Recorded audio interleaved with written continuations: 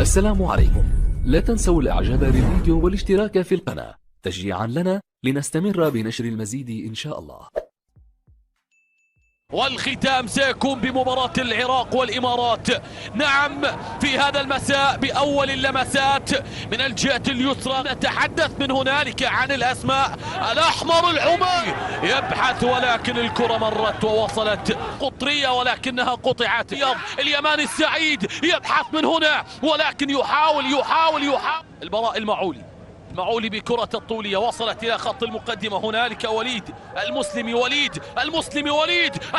وليد والسقوط على مستوى أرضية، لكن تأتي التغطية الدفاعية العمانية، التمريرة إلى الأمام والاقتراب بهذه اللحظات ولكنها من الجهة اليمنى. الآن بحث بهذه اللحظات. الله الله الله الله الله الله الله الله الله الله الله الله يمنية قريبة يكون الحال هنالك.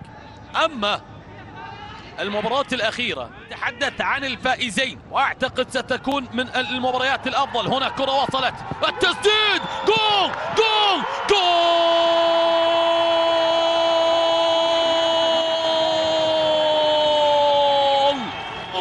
لنسجد إلى الله شكرا، ولا معي إلى الانتصار، معي إلى الثلاثة نقاط. نحن اليمنيون نبحث عن القمة، نحن اليمن. وبالتالي من هنالك تقدم عن طريق المنتخب أو عن طريق ناصر، يبحث عن الثاني ناصر إلى الجهة اليمنى. وصلت الآن قريبة من منطقة الخطر. يا ولد يا ولد يا ولد يا ولد يا ولد يا ولد، ما هذا ما أشاهد. وأعتقد هنالك خطأ، أعتقد هذه التسديدة من عمر ولكن جاء الرد من قبل حارس المرمى. نعم، بالكرة الماضية نتحدث عن يوسف الشياتي، والشياتي عمانية حمراء عادت إلى الجهة اليسرى. تقدم بالنسبة للعماني، لمسة إلى الأمام، تقدم ومطالبة. يدخل التعادل، جول.